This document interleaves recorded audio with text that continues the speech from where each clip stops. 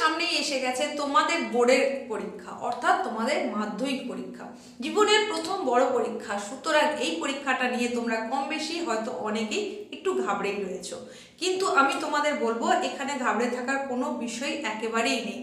তো তোমাদের মধ্যে বেশ কিছু জন আছো যারা যথেষ্ট শ্রম দিয়ে পড়াশোনা করছো, যথেষ্ট সময় দিয়ে পড়ছো। আবার অনেকে এমনও আছো যারা কিনা এখনো ভেবেই উঠতে পারছো না ঠিক কিভাবে এই কিছুদিনের যে সময়টুকু রয়েছে সেই সময়টাকে তুমি কাজে লাগাবে একটা ভালো নম্বর পেয়ে পাশ করার জন্য।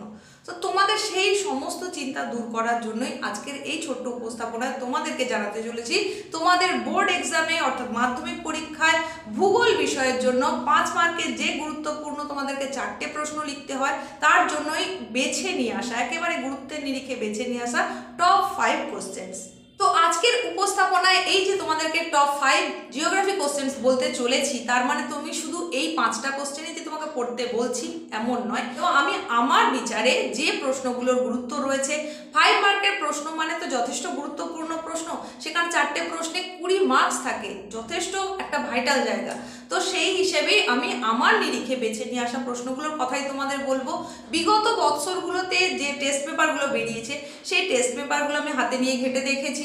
তাছাড়া তোমাদের টেস্ট পরীক্ষা অচিরেই শেষ হয়ে গেছে। এই যে টেস্ট পরীক্ষা যেটা কিনা তোমাদের কিছুদিন আগেই শেষ হয়েছে, বিভিন্ন স্কুলের সেই টেস্টের প্রশ্নগুলো একত্রিত করার পর যে প্রশ্নগুলো পরীক্ষায় এসেছে বিভিন্ন স্কুলে সেই সমস্ত প্রশ্নগুলো থেকে বাছাই করেই কিন্তু আজকের টপ 5 জিওগ্রাফি কোশ্চেন্স তোমাদের জন্য নিয়ে চলে এসেছি। সুতরাং বুঝতেই পারছো যে অবশ্যই এই 5টা প্রশ্ন কিন্তু তোমাকে করতেই হবে।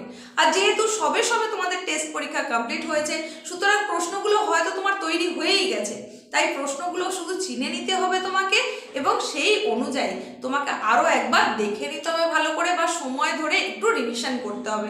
এবং রিভিশনে কিন্তু তোমাকে অবশ্যই লিখতে হবে, সময় ধরে লিখতে হবে। এবং যেহেতু আজকের আলোচনায় গুরুত্বপূর্ণ 5 মার্কের প্রশ্নের কথা বলতে চলেছি, সুতরাং বুঝতেই পারছো যে সেই প্রশ্নে কিন্তু আবশ্যিক ছবি দেওয়া, ছবি না আঁকলে কিন্তু তুমি ফুল মার্কস কখনোই পাবে না। যে প্রশ্নটা তুমি অ্যাটেন্ড করবে সেই প্রশ্নে যদি ছবি দেওয়া সম্ভব হয় অতি অবশ্যই সেখানে ছবি দিতে হবে, তবেই তুমি সেখানে পুরো মার্কসটা পেতে পারবে। তোমরা দেখতেই পাচ্ছ এখানে আমি বোর্ডে তোমাদের জন্য কিছু প্রশ্ন লিখে রেখেছি। এই যে দুটো প্রশ্ন লিখে রেখেছি টপ 5 এর প্রশ্নগুলোর মধ্যে এগুলো অন্যতম। তো এখন তোমাদেরকে বলে দেব যে এই টপ 5 কোশ্চেন্স সেগুলো কোনগুলো, তাই তোমাকে মনোযোগ সহকারে দেখতে হবে এবং প্রশ্নগুলো তো চিনতেই হবে। আরও যেটা তোমাকে করতে হবে, পুরো সম্পূর্ণ ভিডিওটাই কিন্তু তোমাকে মনোযোগ সহকারে দেখতে হবে, কারণ এই ভিডিওটা চলাকালীন আমি তোমাদেরকে প্রশ্নগুলো বলার সঙ্গে সঙ্গে আরও এমন গুরুত্বপূর্ণ কিছু কথা বলবো বা কিছু টিপসও হয়তো দিয়ে দেবো, যেটা কিনা তুমি যদি ভিডিওটা স্কিপ করে করে দেখো তাহলে সেটা মিস হয়ে যাবে। তাহলে তুমি সেগুলো যদি মিস করে ফেলো গুরুত্বপূর্ণ জিনিসগুলো, তাহলে কিন্তু তোমার ভালো মার্কস পেতে একটু হলেও সেটা বাধা তৈরি করবে। সুতরাং ভিডিওটা মনোযোগ সহকারে দেখো, বেশি বড় তো নয়, ছোট্ট ভিডিও, একটু কষ্ট করে সময় নিয়ে দেখো এবং সেগুলো সম্পূর্ণ বুঝে নাও, যাতে কিনা তোমার পরীক্ষায় তুমি একটা ভালো মার্কস পেতে পারো। তো বোর্ডে লেখা প্রথম যে প্রশ্ন রয়েছে সেটা হচ্ছে টপ 5 এর নাম্বার 1 কোশ্চেন্স।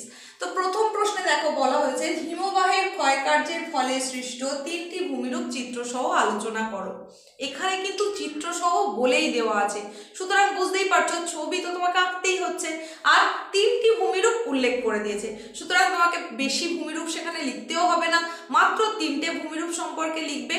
তবে যেহেতু এটা 5 মার্কের প্রশ্ন, প্রশ্নের পুরো নম্বরটা তুমি পরীক্ষকের কাছ থেকে আদায় করতে গেলে তোমাকে কিছু নিয়ম কিন্তু মানতে হবে।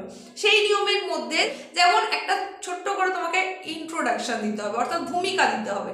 যে প্রশ্নটা তুমি লিখছো সেই প্রশ্নের ওপরে কিছুটা ভূমিকা দেবে, তারপর সরাসরি প্রশ্নে চলে যাবে এবং শেষে উপসংহারে 2-1 লাইন লিখে দেবে।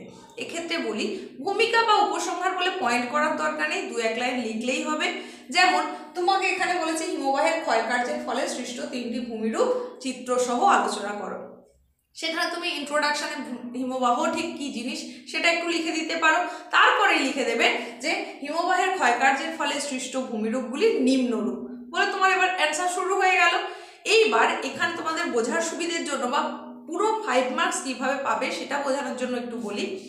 এখানে তুমি তোমার অ্যান্সার শুরু করেছো, লিখছো, এখানে ভূমিকা লিখছো, একটু ছেড়ে দিয়ে তারপরে তুমি এটা লেখো যে হিমবাহের ক্ষয়কার্যের ফলে সৃষ্ট ভূমিরূপগুলি নিম্নরূপ, সেটা এরকম প্যারা চেঞ্জ করে তুমি সেটা লিখতে পারো, লিখে যাচ্ছ।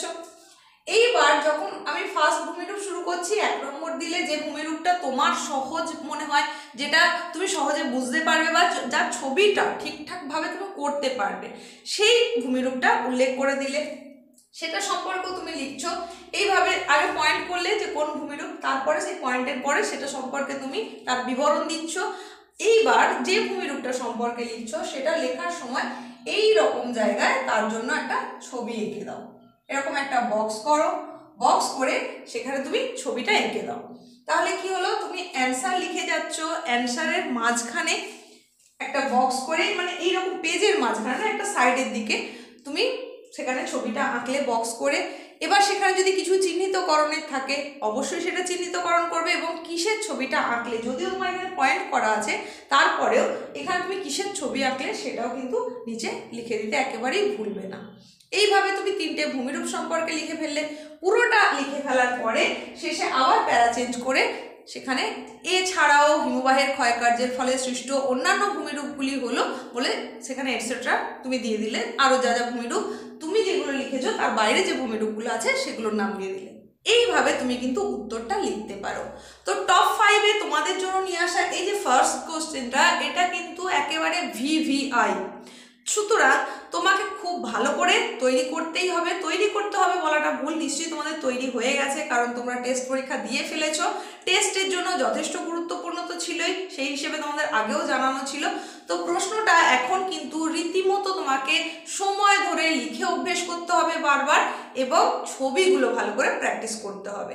আর যে ভূমিরূপটা লিখছো তার সম্ভব হলে উদাহরণ অবশ্যই দেবে, কোন জায়গায় ওই ধরনের ভূমিরূপটা দেখতে পাওয়া যায় সেটাও দেবে। এইভাবে যদি তুমি অ্যান্সারটা লেখো তাহলে 5 মার্কস তুমি অতি অবশ্যই পাবে, সেখানে কোনোভাবেই নাম্বারটা কাটা যাবে না।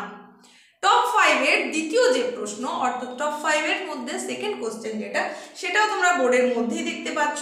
এখানে যে প্রশ্নটা দেওয়া হয়েছে দেখো, জোয়ার ভাটা সৃষ্টির কারণ চিত্রসহ ব্যাখ্যা করো। এখানেও চিত্রসহ কিন্তু বলেই দেওয়া আছে, সুতরাং ছবি বাধ্যতামূলক তোমাকে আঁকতেই হচ্ছে। এক্ষেত্রেও বলি সেই একই কথা, অর্থাৎ তোমাকে একটু ভূমিকা লিখতে হবে এই সম্পর্কে, তারপরে সৃষ্টির কারণ জানতে চাওয়া হয়েছে, সেই সৃষ্টির কারণটা ব্যাখ্যা করতে হবে, আর অবশ্যই ছবি আঁকতে হবে, এবং শেষে উপসংহারে 2-1 কথা লিখে দিতে হবে। এইভাবে যদি তুমি উত্তরটা লেখো অবশ্যই কিন্তু পুরো মার্কস তুমি পরীক্ষকের কাছ থেকে আদায় করে নিতে পারবে। এইবার আসি আমাদের টপ 5-এর 3 নম্বর প্রশ্নে। টপ 5-এর 3 নম্বর প্রশ্নে তোমাদেরকে যে প্রশ্নটার কথা বলছি সে প্রশ্নটা হচ্ছে, উষ্ণতার তারতম্যের ভিত্তিতে বায়ুমণ্ডলের স্তরবিন্যাস আলোচনা করো। এই প্রশ্নটাও যথেষ্ট গুরুত্বপূর্ণ প্রশ্ন, আশা করি এটাও তোমাদের তৈরি হয়ে গেছে। সেই একই কথা, তৈরি হয়ে গেলেও আবার অনুশীলন করো এবং সময় ধরে লিখে অভ্যেস করো, সঙ্গে ছবি কিন্তু মাস্ট বি তোমাকে করতেই হবে। সেক্ষেত্রে ভূপৃষ্ঠ থেকে কোন স্তরটা কতটা উচ্চতায় অবস্থিত, তার কি বৈশিষ্ট্য, সেই হিসেবে তুমি সেই উত্তরটাকে তৈরি করবে এবং সুন্দরভাবে লিখে নেবে, তাহলে তোমার এই প্রশ্নের উত্তরটাও তৈরি হয়ে যাবে। আর এইভাবে যদি পরিপাটি করে লেখো তাহলে অবশ্যই তুমি পুরো নম্বরটা সহজেই পেতে পারবে। এরপরে চলে আসবো আমাদের টপ 5-এর 4 নম্বর প্রশ্নের কথা। এইখানে আমি ভারতের অর্থনৈতিক পরিবেশ থেকে একটা প্রশ্নের কথা বলবো, যেটা হলো ধান অথবা গম অথবা চা অথবা কফি চাষের অনুকূল প্রাকৃতিক পরিবেশ আলোচনা করো। তাহলে এখানে আমি এই যে অথবাগুলো কেন বললাম, কারণ এই বৎসরের পরীক্ষায় এর মধ্যে যে কোনো একটা আসার সম্ভাবনা কিন্তু অতি প্রবল। তো যেটাই আসুক না কেন তোমাকে এখানে জানতে চাওয়া হয়েছে অনুকূল প্রাকৃতিক পরিবেশ। তাহলে অনুকূল প্রাকৃতিক পরিবেশের মধ্যে কি কি থাকে, সেখানে যেটা অতি অবশ্যই তোমাকে দিতে হবে সেটা হচ্ছে জলবায়ু, এটা তোমাকে রাখতেই হবে।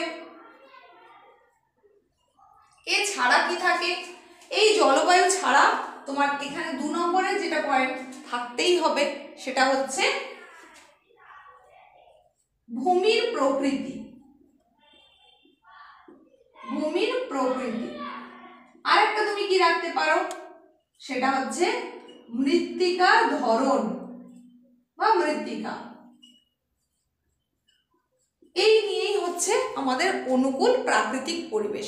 সুতরাং এই পয়েন্টগুলো তোমাকে রাখতে হচ্ছে। এবার জলবায়ুর মধ্যে তোমার যে জিনিসটা থাকতেই হবে সেটা হচ্ছে উষ্ণতা, আর থাকতে হবে বৃষ্টিপাত।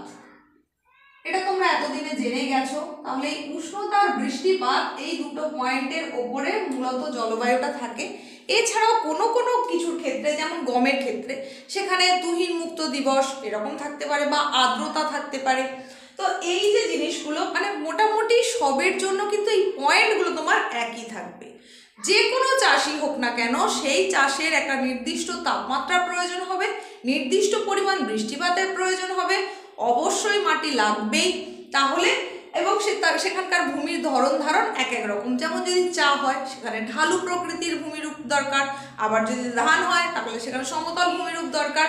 তো এই রকম একটু শুধু রকম ভের হবে, কিন্তু পয়েন্টগুলো তোমার একই জিনিস থাকবে।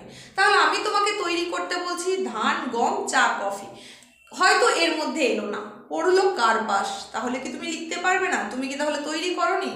অবশ্যই তোমার লিখতে পারা উচিত, কারণ পয়েন্টগুলো একই রয়েছে।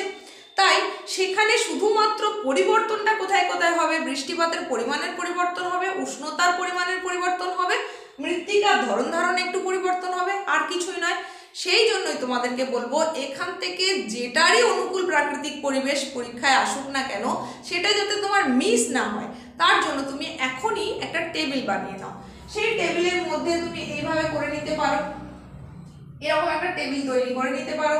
সেখানে কি থাকলো না, তুমি এই দিকটায় থাকছো উৎপাদিত ফসল, কিসের জন্য তুমি তৈরি করছো টেবিলটা। এখানে হলো ধান, তারপরে গম, তারপরে পরপর নিচে নিচে যেটা যেটা তুমি করতে চাইছো সেটা করে নাও। এইখানে করে নাও প্রয়োজনীয় উষ্ণতা, তারপরে করে নাও বৃষ্টিপাত, তারপরে এটা অন্যান্য বলে লিখে রাখো, কারণ কিছু কিছুর জন্য হয়তো এই যেমনই বললাম গমের কথা, তুহিন মুক্ত দিনের অবস্থা বা তুহিন মুক্ত দিবস, সেরকম একটা কিছু পয়েন্ট থাকে। তাহলে সেখানে এক্সট্রা যদি কিছু পয়েন্ট থেকে থাকে জলবায়ুর মধ্যে, তাহলে সেটা তুমি অন্যান্যর মধ্যে লিখতে পারবে। তাছাড়া আরো যে কালারটা করবে সেটা হচ্ছে মৃত্তিকা। আরো একটা করতে পারো যেটা ভূমির প্রকৃতি, মানে ঢালু জমি দরকার না সমতল জমি দরকার, সেটার জন্য এইভাবে যদি টেবিলটা তুমি বানিয়ে নিতে পারো, দেখবে তোমার কাছে ব্যাপারটা এতটাই সহজ হয়ে গেছে। তুমি শুধু কৃষিজ ফসলগুলো দেখলে, উষ্ণতা বৃষ্টিপাতের পরিমাণের তফাৎটা বুঝে নিলে, তাহলেই কিন্তু সম্পূর্ণ উত্তরটা ইজিলি লিখে নিতে পারবে। টপ 5 এর পরবর্তী প্রশ্নে যাওয়ার আগে বলি, তোমাদের জন্য কিন্তু এর আগেই চ্যানেলে আগে থেকেই বিভিন্ন রকম মানচিত্র চিহ্নিতকরণ করে দেওয়া রয়েছে, চ্যানেলে আগেই আপলোড রয়েছে। তোমাদের মানচিত্র চিহ্নিতকরণে কিন্তু গুরুত্বপূর্ণ 10 নম্বর থাকে, সেই নম্বরটা একেবারেই অবহেলা করার নয়, হেলাফেলা করার নয়। যাতে সেই মার্কসটা তোমরা সম্পূর্ণভাবে পেতে পারো তার জন্য কিন্তু ওই ভিডিওগুলো অবশ্যই দেখে নিও, যদি এখনো না দেখে থাকো। প্লেলিস্ট চেক করবে, সেখান থেকে তোমরা অবশ্যই দেখতে পেয়ে যাবে, আলাদা করে ম্যাপের জন্য তোমাদের প্লেলিস্ট বানানো আছে, অবশ্যই সেগুলো দেখে নেবে। এইবার আমরা চলে আসব টপ 5 এর একদম শেষ প্রশ্নে। তো এই শেষ প্রশ্নে আসার আগে বলি, যদি তুমি আজকে এই প্রথম চ্যানেলে এসে থাকো, আজকের এই ভিডিওটা ফার্স্ট টাইম দেখছো হয়তো এই এসপি ম্যাম ক্লাস এডুকেশন চ্যানেলের ভিডিও হিসাবে, তাহলে বলি অবশ্যই চ্যানেলটাকে সাবস্ক্রাইব করো, আর পাশে থাকা নোটিফিকেশন বেল আইকনটাকে অবশ্যই অল করে দাও, কারণ তোমাদের পরীক্ষার আগে, অর্থাৎ তোমাদের বোর্ডের পরীক্ষার ঠিক আগে পর্যন্ত নানান ধরনের গুরুত্বপূর্ণ ক্লাস আসতে চলেছে। প্রায় প্রতিদিনই কিছু না কিছু ক্লাস তোমাদের জন্য থাকবে। সেই গুরুত্বপূর্ণ ক্লাসগুলো পেতে গেলে তোমাকে অবশ্যই চ্যানেলটাকে সাবস্ক্রাইব করতে হবে, আর নোটিফিকেশন বেল আইকনটাকে অল করে দিতে হবে, যাতে ভিডিও আপলোড হওয়ার সঙ্গে সঙ্গেই সেই নোটিফিকেশনটা তোমার কাছে পৌঁছে যায়। দেখে নাও শেষ গুরুত্বপূর্ণ প্রশ্ন, টপ 5 এর শেষ প্রশ্ন। টপ 5 এর শেষ প্রশ্নে তোমাদের যেটা বলবো সেটাও ভারতের অর্থনৈতিক পরিবেশ থেকেই, সেটা হচ্ছে পূর্ব ও মধ্য ভারতে লৌহ ইস্পাত শিল্পের কেন্দ্রীভবনের কারণ লেখো। পূর্ব ও মধ্য ভারতে লৌহ ইস্পাত শিল্পের কেন্দ্রীভবনের কারণ, এই প্রশ্নটা যখনই আসবে অবশ্যই সেখানেও তুমি ভূমিকা দিচ্ছ, তার সঙ্গে সঙ্গে কোন কোন ইস্পাত কেন্দ্র গুরুত্বপূর্ণ যেগুলো কিনা পূর্ব এবং মধ্য ভারতে গড়ে উঠেছে সেইগুলো সম্পর্কে বিবৃত করছো। এবং সব থেকে ভালো হয় যদি তুমি অবশ্যই সেখানে একটা ভারতের ম্যাপ এঁকে সেখানে চিহ্নিত করে দাও কোনটা কোন জায়গায় কোন শিল্পকেন্দ্রটা রয়েছে। যেমন এই ধরনের একটা ম্যাপ তুমি এঁকে দিলে, যে ম্যাপটা একেবারে তুমি তোমার হাতে বারবার কয়েকবার প্র্যাকটিস করার পরেই যেমন পারবে সেই রকম, যেমন ধরো আমি যে এখানে তোমাকে উদাহরণে যেটা এঁকে দেখিয়েছি একেবারেই ভালো হয়নি, এর থেকে অনেক বেটার তোমরা অনেকেই আঁকতে পারবে। আমি এটা এঁকে তোমাদেরকে দেখালাম।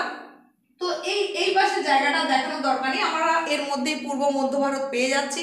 তো সেখানে কোন কোন শিল্পকেন্দ্রটা কোন কোন জায়গায় রয়েছে সেটা যদি তুমি এখানে এঁকে দেখিয়ে দিতে পারো, আর তারই সঙ্গে পুরো ছবিটাকে যদি বক্স দিয়ে ঘিরে দাও এবং কিসের জন্য এখানে চিহ্নিতকরণ করেছো সেটা লিখে যদি দাও, অবশ্যই পরীক্ষক বাধ্য থাকবেন তোমাকে পুরো 5 নম্বর দিতে।